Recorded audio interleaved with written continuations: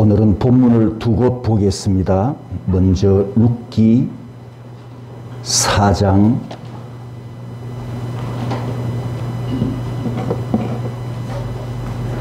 13절 14절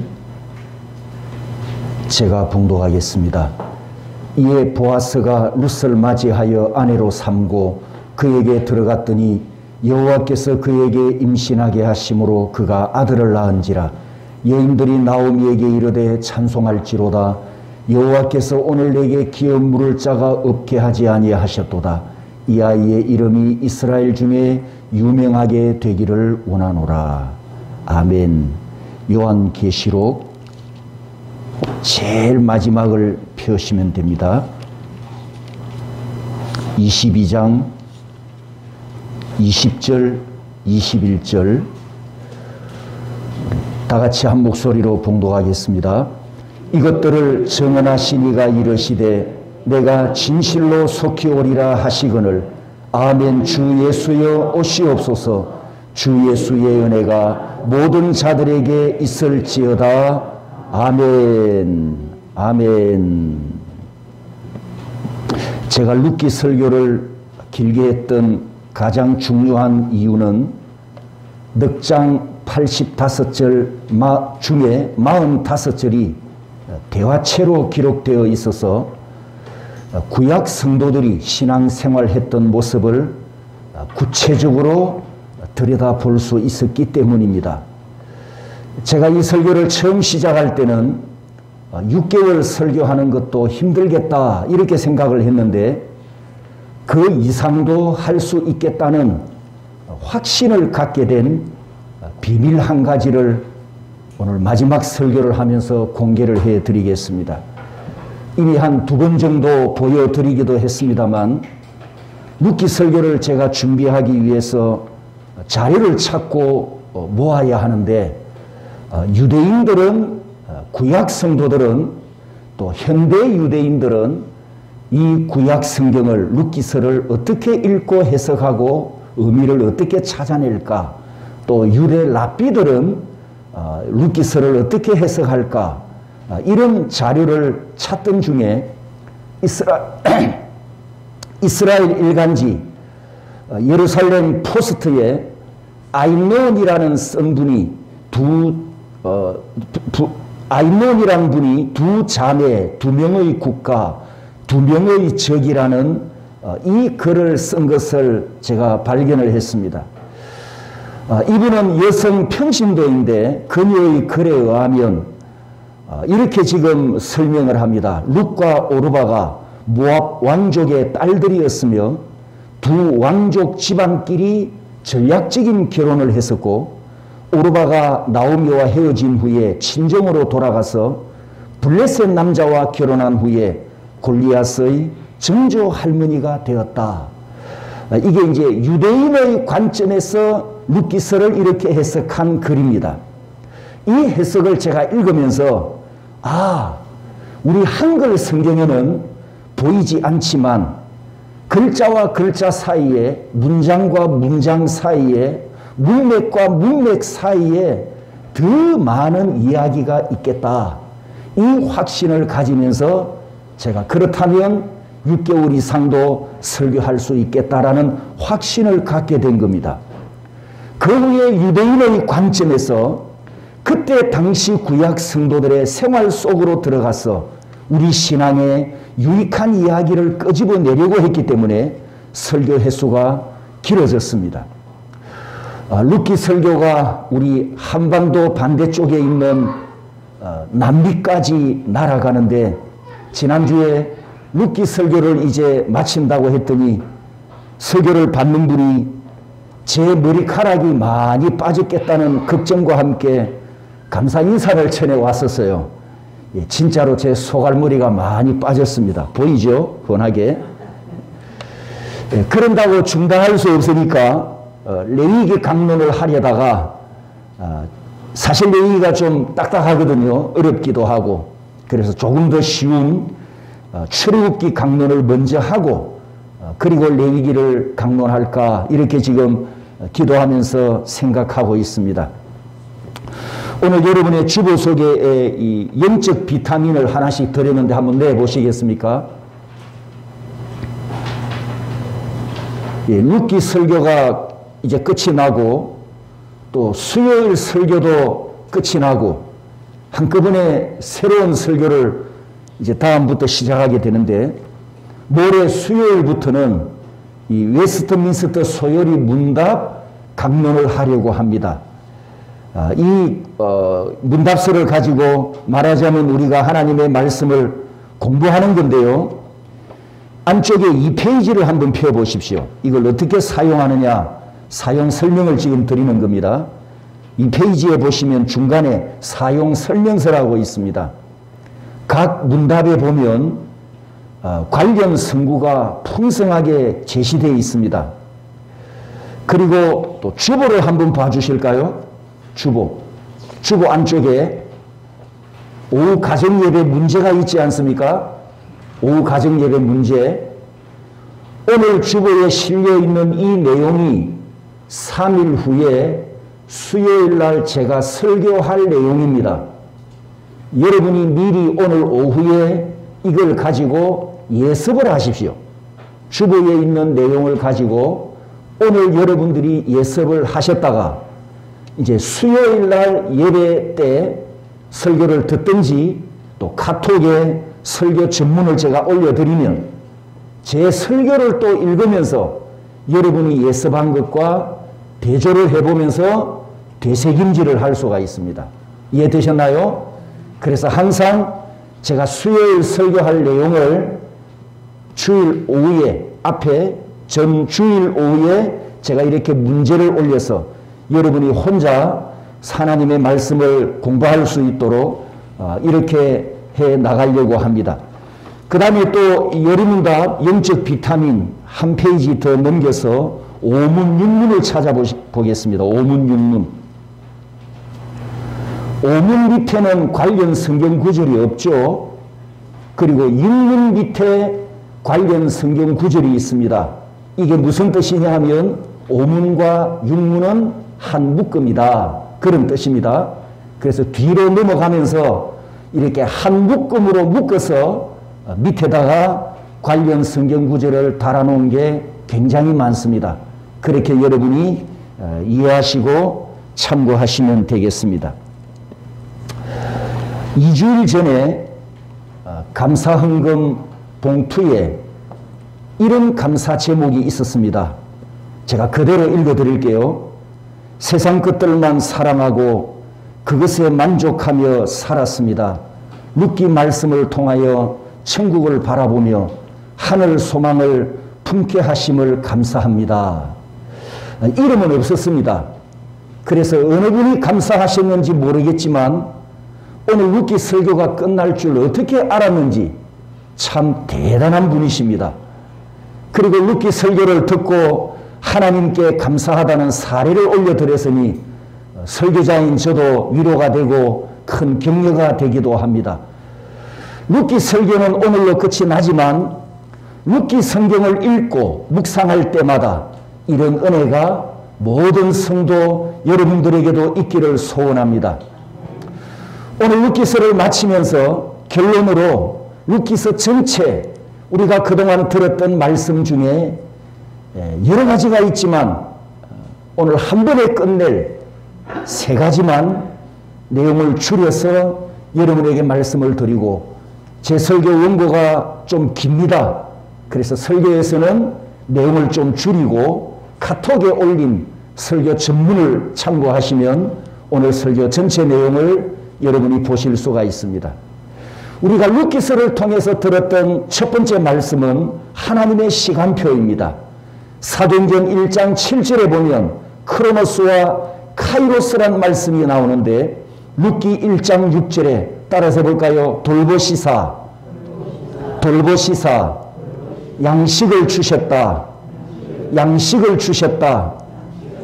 룻기서에도 보면 하나님의 시간 카이로스와 자연의 시간 크로노스 두 개의 시간이 돌아가고 있음을 보게 됩니다. 우리가 살고 있는 이 우주와 만물 그리고 이 지구에는 카이로스 시간과 크로노스 시간에 의해서 운행이 되고 여러분의 인생에도 내 삶에도 두 개의 시간에 의해서 내 인생이 움직이고 있음을 여러분 믿습니까? 자연의 시간 크로노스는 루키스에서 보리가 익는 시간이고 밀이 익는 추수 시간입니다. 그리고 루키스에서 하나님의 시간 카이로스는 흉년과 배고픔으로 굶주리던 자기 백성들을 하나님께서 돌보셨다. 하나님께서 돌보신 그 시간, 그리고 이방 여인 루시 베들레헴으로 돌아와서 여호와의 총회에 가입한 그때 그 시간이 바로 하나님께서 역사하시는 하나님의 시간 카이로스였습니다. 헬라어 카이로스는 맞춤옷을 만들기 위해서 자로 잴 때 사용하는 단어, 따라서 해볼까요? 치수. 이 카이로스의 뜻이 치수입니다. 치수. 우리가 맞춤옷을 입기 위해서 자로 재지 않습니까? 자, 이때 치수는, 자로 재는 이 치수는 정확해야 됩니까? 조금 틀려도 됩니까? 그렇죠. 맞춤옷이니까 정확해야 됩니다. 몸에 맞는 옷을 만들어야 하기 때문에 길이와 넓이가 정확해야 됩니다. 하나님의 카이로스가 그런 뜻이라는 뜻입니다. 하나님의 카이로스는 정확하다는 거죠. 하나님의 때, 성경이 이렇게 표현하지요. 하나님의 시간을 지금, 마침, 그때, 마지막 때, 시기 등등 이렇게 하나님의 시간을 여러 가지로 표현하는데 하나님의 시간, 하나님의 때는 빈틈없이, 틀림없이 정확하게 그 시간, 그 때에 하나님의 목적과 하나님의 계획과 하나님의 뜻이 정확하게 이루어지는 줄 믿습니다. 루시 동서와 함께 친정으로 돌아가지 않고 어머니의 하나님과 함께 하겠다는 신앙 고백을 하면서 그녀는 하나님의 카이로스 안으로 돌아오는 복된 여인이 되었습니다. 루키스에 보면 신앙의 출발이 있고 삶의 끝이 있습니다. 역사의 종말이 있고 구원의 완성도 있고 이 루키스에 놀랍게도 요한계시록에 기록된 신천신지 곧 새 하늘과 새 땅의 시작도 바로 이 루키스에 있음을 우리가 보게 됩니다. 따라서 요한계시록도 루키스에서 나왔다. 루키스에서 시작했다. 이렇게 표현할 수가 있겠지요. 다시 말씀드리면 하나님의 역사의 시작과 과정과 끝이 이 짧은 늑장 속에 다 들어있고 하나님의 구원의 알파와 오메가가 이 짧은 늑장 속에 다 들어있기 때문에 내 구원도 들어있고 내 영원한 생명도 이 루키스에 이미 하나님에 의해서 예언되어 있었음을 우리는 믿습니다. 두 번째 루키스를 통해서 중요하게 우리가 보아야 될 하나님의 말씀은 구약 성도들의 삶의 체현을 엿볼 수 있는 6개의 성경 구절입니다. 이 6개의 성경 구절은 모두 대화체로 되어 있고 이 6개 구절이 루키스 전체를 이끌어가는 말하자면 기둥 역할을 합니다. 루키스에 대화체가 많이 기록되었다는 이 의미가 무슨 뜻이냐? 하나님의 말씀이 그 시대 성도들의 삶에 따라서 합니다. 열매. 말씀이 그들의 삶에 열매를 맺었다라는 뜻입니다. 그래서 루키스의 대화체가 많이 기록되었다는 거예요. 구약 성도들은 말씀이 곧 삶이고 그 삶에 하나님의 말씀이 체현되고 그들의 삶 속에 하나님의 말씀이 생생하게 나타났습니다. 삶이 뒷받침되는 신앙, 말씀이 삶으로 나타나는 신앙이었습니다. 말씀과 신앙이 한 덩어리였지 말씀 따로 신앙 따로 국밥이 아니었단 말입니다. 이것을 우리가 어디서 볼 수 있다고요? 루키스에서. 루키스에 이러한 구약 성도들의 삶이 다 녹아 있습니다. 그래서 6개의 기둥이 되는 하나님의 말씀으로 루키서 몇 장 85절을 이끌어 가는데 한번 따라서 봅니다. 절개신앙, 축복인사, 축복과 위로, 현숙한 예임, 결과 의탁신앙, 출산의 축복, 이 6개의 구절이 전부 대화체로 기록되어 있습니다. 이들의 대화를 보면 그들의 삶은 율법주의, 형식주의 삶이 아니었습니다. 여러분, 구약시대 모든 성도들이 율법주의였을까요? 예식주의였을까요? 예수님 당시처럼 바리새적인 신앙생활을 했을까요? 아닙니다. 물론 그런 사람들도 있었지만, 율법주의자도 있었지만, 구약 성경을 보면 하나님께 쓰임받고 한 시대의 주인공이 되었던 위대한 신앙인이 참 많습니다. 그들은 한결같이 모세오경에 기록된 말씀 그대로 순종하고 실천하며 거룩하게 살았습니다. 우리가 루키서 대화를 통해서 바로 이 부분을 볼 수 있고, 그들은 실제로 언약의 말씀에 순종하고 언약의 말씀을 실천하는 삶을 살았습니다. 자, 여러분, 그들의 시대와 우리 시대를 한번 두 시대를 비교해 보십시오. 이 루키 시대는 예수 그리스도가 오시기 전이잖아요. 육체로 오신, 사람의 몸을 입고 오신 예수님이 없는 시대입니다. 없는 시대. 예수님이 없는 시대예요. 그런데도 그들은 옛 언약의 말씀에 순종하며 거룩하게 살았습니다. 하지만 우리 시대는 누가 오셨습니까? 2000년 전에 예수님이 이미 오셨어요. 우리 시대는 주님의 명령과 주님의 행하심이 기록된 책이 내 손에 들려 있습니다. 주님의 인격과 사역이 새 언약으로 기록된 신약 성경까지 우리 손에 들고 있는데도 여러분, 내 신앙은 보아스보다 뛰어날까요? 내 신앙은 나오미보다 월등할까요?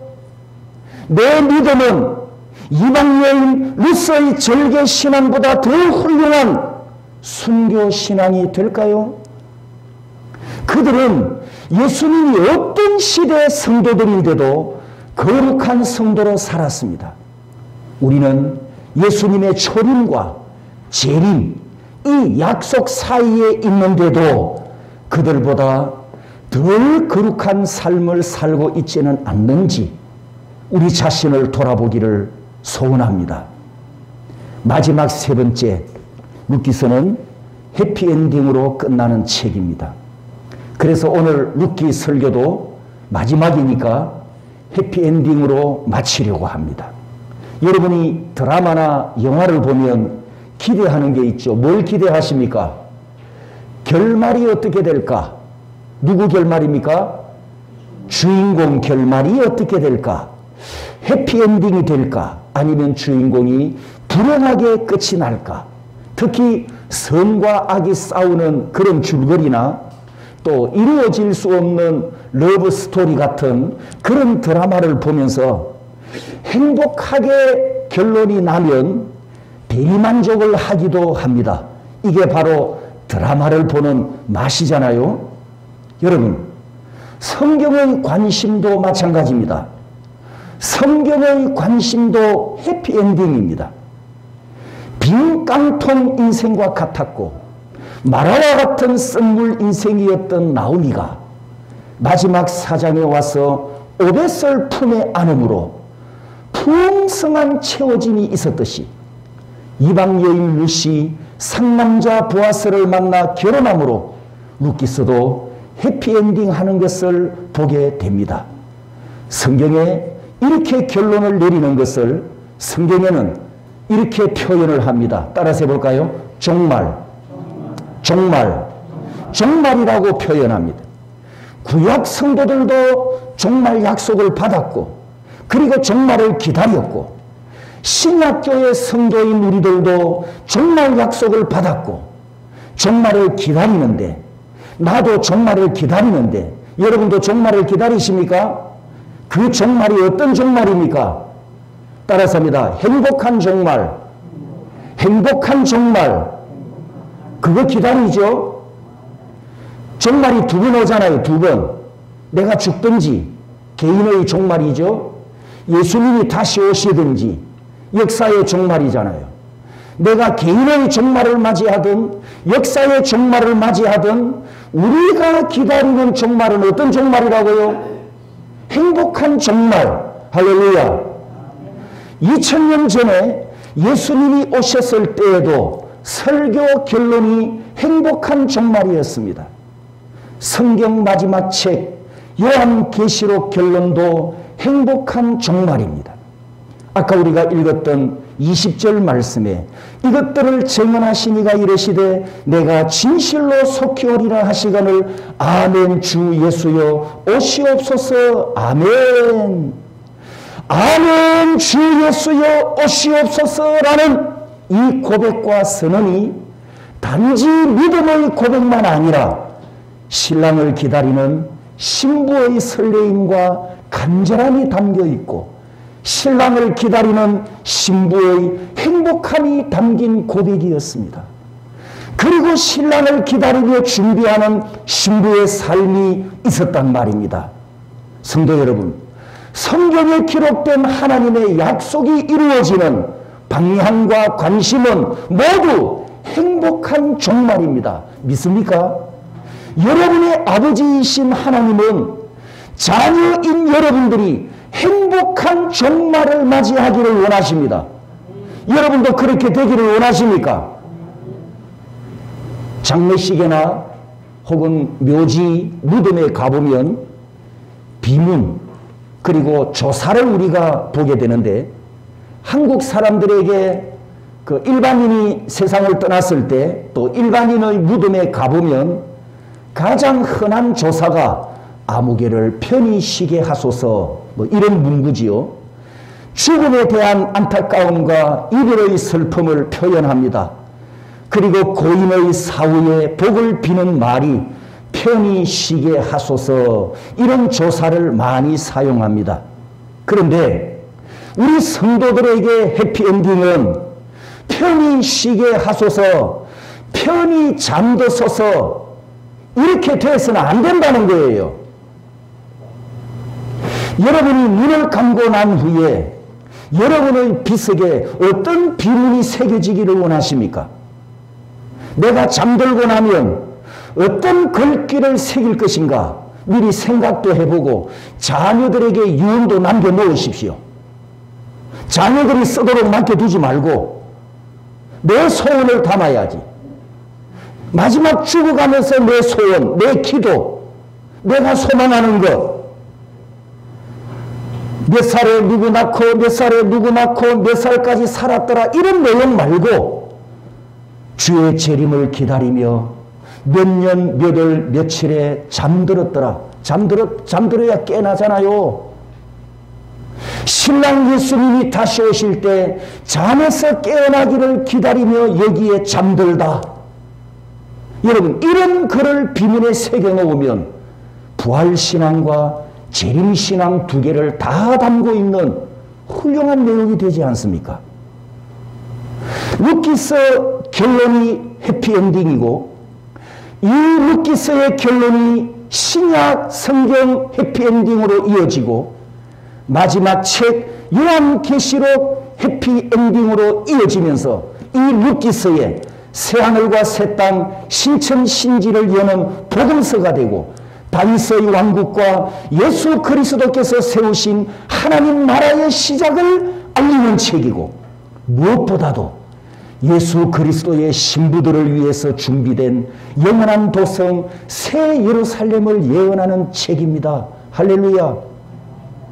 보아스와 루스의 결혼은 마지막 종말에 신랑이신 예수 그리스도와 그분의 신부인 정성은의 결혼을 예언하고 있는 책이라는 말씀이에요. 그래서 내 인생의 해피엔딩도 바로 이 책 속에 루키 속에 다 들어있다는 말씀이죠. 그 해피엔딩을 요한계시록을 연결하면서 우리에게 보여줍니다. 여러분 요한계시록 마지막 장이 22장인데 이 22장에 성경 66권을 담는 클로징 메시지가 3개 있습니다. 7절, 12절, 20절인데 한번 따라서 볼까요? 내가 속히 오리라. 내가 속히 오리라. 내가 진실로 속히 오리라. 요한계시록으로 성경 66권을 닫으면서 예수님의 마지막 설교가 22장인데 3대지로 설교를 하셨어요. 예수님께서 3대지, 1대지 내가 속히 오리라, 내가 속히 오리라, 내가 진실로 속히 오리라. 여러분 성경에 똑같은 내용을 3번 반복했다는 것은 무슨 뜻이라고요? 결단, 하나님의 의지로 반드시 이루겠다고 하는 하나님의 결단, 하나님의 확정, 하나님의 강력한 의지를 담고 있기 때문에 2번, 3번 반복해서 말씀하십니다. 그러면 예수님께서 지금 마지막 설교로 3대지를 말씀하셨는데 내가 속히 오리라, 내가 속히 오리라, 내가 진실로 속히 오리라. 어떻게 하시겠다는 겁니까? 예수님이. 예, 확정하셨다는 뜻이죠. 결정했다는 겁니다. 강력한 의지로 뭐 하신다고요? 그냥 오시는 게 아니고 속히 오신다. 이렇게 약속하셨습니다. 초대교회가 확정되고 확정된 이 마지막 설교를 듣고 아멘 에르코 키리에 예수, 아멘 주 예수여 오시옵소서, 이렇게 화답하며 경배를 드렸습니다. 여러분, 이 마지막 3개의 메시지는 요한계시록에서 너무너무 중요한 말씀인데 왜 중요하냐 하면 따라서 합니다. 주제, 결론, 예배, 이 3개의 설교 메시지가 요한계시록의 주제이고 요한계시록의 결론이고 그리고 예배였어요. 예배. 자, 2000년 전으로 한번 돌아가 봅니다. 초대교회. 2000년 전 초대교회입니다. 초대교회가 저 밤모섬에 핍박받고 있는 사도 요한으로부터 배달된 편지 한 통을 받았어요. 편지 한 통을 받았는데 발신 주소를 보니까 와, 어디입니까? 발신 주소가 밤모섬이 아니고 보좌우편이에요. 보좌우편. 그리고 발신인이 누굽니까? 발신인. 사도 요한이 아니고 누구죠? 부활하신 예수 그리스도이세요. 이 초대교회가 받았던 한 통의 편지는 성경의 66번째 책이 될 만큼 중요한 편지였습니다. 이제 여러분에게 질문합니다. 이제 이 상황에서 자, 초대교회가, 당시 초대교회가 예수님께 이 편지를 받고 나서 예수를 믿었습니까? 아니면 예수 믿고 있던 중에 이 편지를 받았습니까? 1번, 2번. 2번이죠, 2번.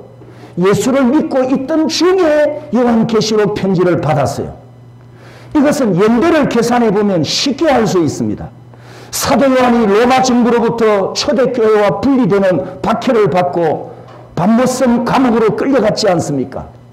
그곳에서 주의 영에 이끌려 천상에 올라가서 천국을 보고 주님을 대면하고 주님이 불러주시는 대로 받아 쓴 책이 요한계시록 편지입니다.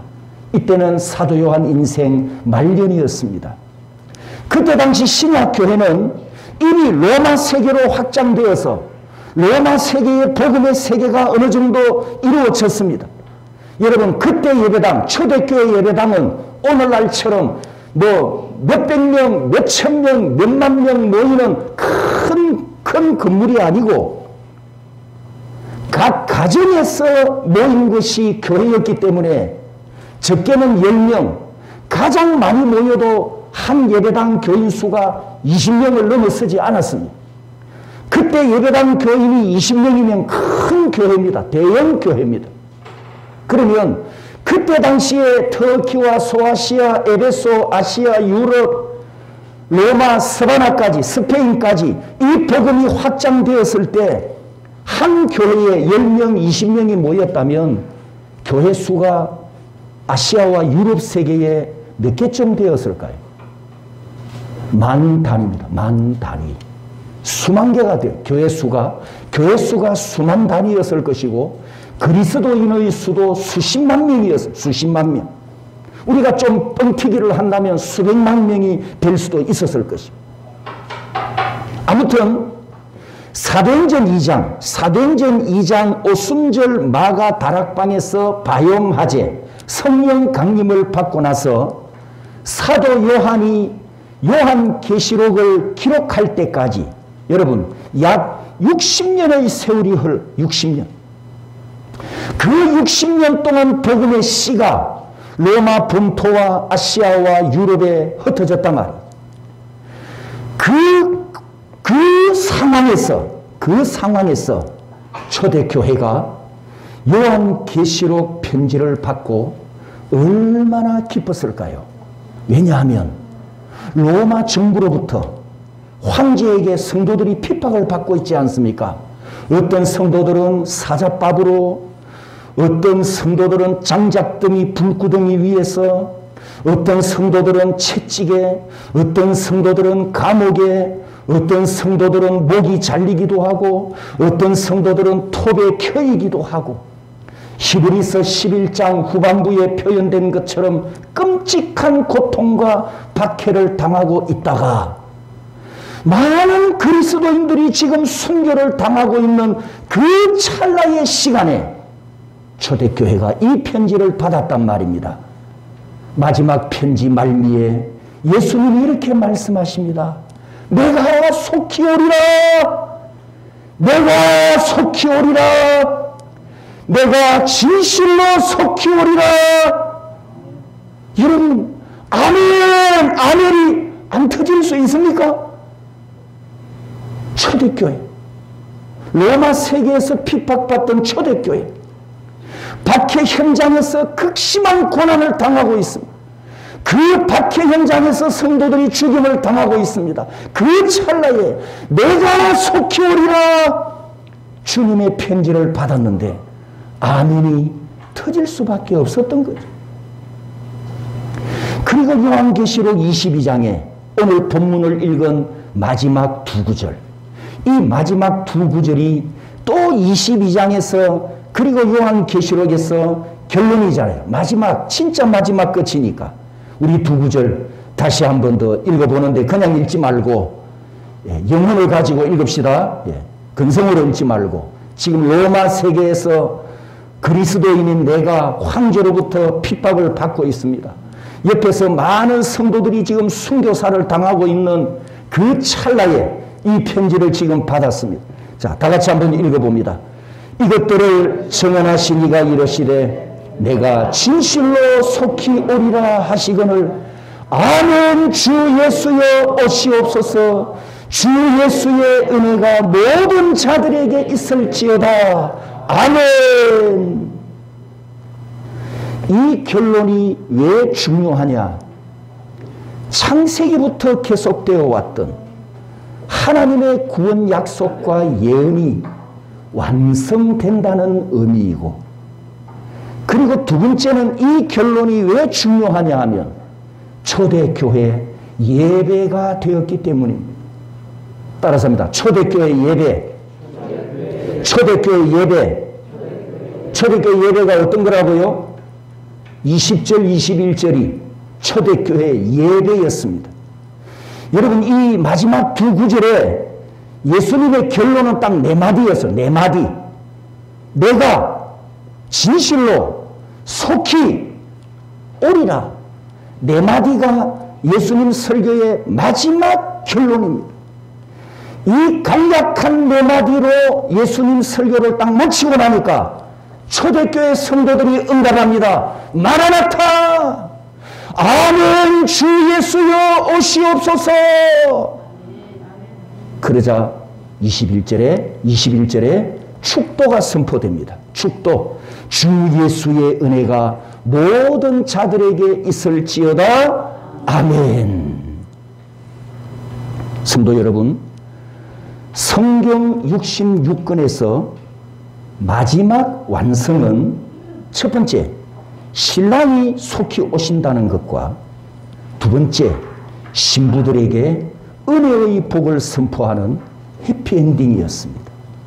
그리고 이 20절, 21절이 초대교회 예배였습니다. 제가 바꾸어 표현할게요. 여러분이 실황을, 예배 실황을 보죠. 예배 실황. 뭐 중계방송, 집에서 TV로 중계방송을 보지 않습니까? 이 20절, 21절이 초대교회 예배 실황이에요. 어떻게 예배 드렸는가를 우리에게 지금 문자로 비디오 영상 보듯이 지금 보여주는 그런 상황이에요. 설교자가 외치면 성도들이 화답하고, 또 설교자가 외치면 성도들이 화답하고, 그리고 마지막에 설교자가 축도를 하고 나면 모든 성도들이, 모든 예배자가 아멘 이렇게 화답하는 것으로 예배가 끝났다는 말씀입니다. 우리도 지금 이 말씀을 가지고 초대교회처럼 한번 예배를 드려보겠습니다. 중요한 것은 아까도 말씀드렸지만 근성으로 읽지 말고 그때 당시 2000년 전 로마 세계에서 황제에게 박해를 받는데 그냥 뭐 간단한 박해가 아니잖아요. 끓는 기름 가마솥에 장작더미 불구덩이에 굶주린 맹수 밥이 되고 목이 베임을 당하고 톱으로 켜임을 당하는 이런 극심한 박해를 받던 그 상황에서 지금 이 초대교회가 예수님의 마지막 편지를 받고 예배를 드린 그 속으로 우리가 들어가서 그들의 영으로, 그들의 심령으로 우리도 함께 이 예배를 지금 드려보는 겁니다. 제가 설교자니까 선포하면 청중인 여러분이 화답하는 고백을 하십시오. 내가 속히 오리라. 내가 진실로 속히 오리라. 주 예수의 은혜가 모든 자들에게 있을지어다. 이것이 요 짧은 광경이 그때 초대교회 성도들의 예배였습니다. 예배. 핍박 중에 있던 그들의 예배였어요. 마지막 예배였어요. 마지막 예배. 서로 축복을 나누십시오. 신랑이 다시 오십니다. 신부 데리러 오십니다. 당신을 데리러 오신답니다. 아멘 주 예수여 오시옵소서. 여러분 이 복이 왜 큰 복이고 이 복이 왜 중요한가? 구속의 완성을 축복하는 축도이기 때문입니다. 성경 기록은 요한계시록 22장 21절에서 끝이 났습니다. 그러나 하나님의 역사는 끝난 게 아니었습니다. 여러분 초대교회 역사가 22장 21절이 출발이고 시작 지점이었어요.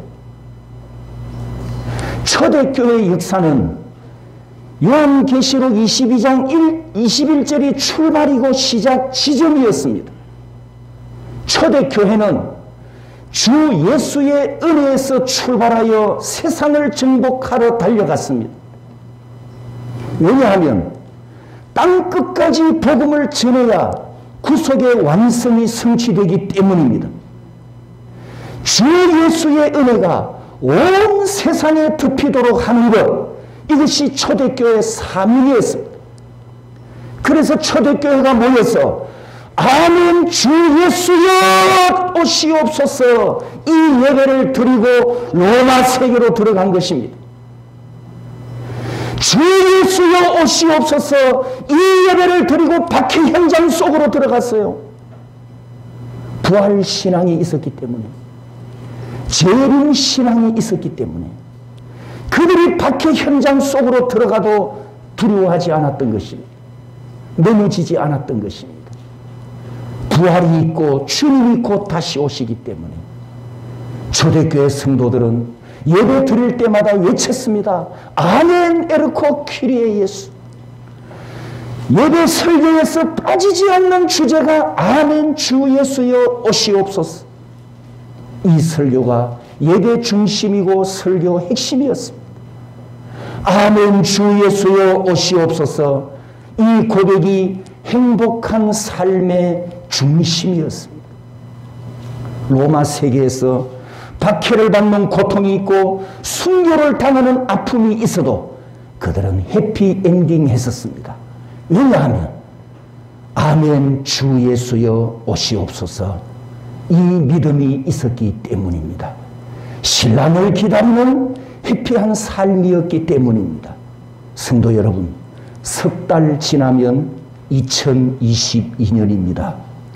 남아있는 이 석 달도 하나님의 은혜가 충만하여 해피하게 올 한 해를 마감하시고 새해를 맞이하면 2022년도에도 하나님의 은혜에서 출발하는 해피한 복이 있기를 우리 교회 모든 성도들에게 이 예배에 참여한 여러분들에게 있기를 주님의 이름으로 축복합니다.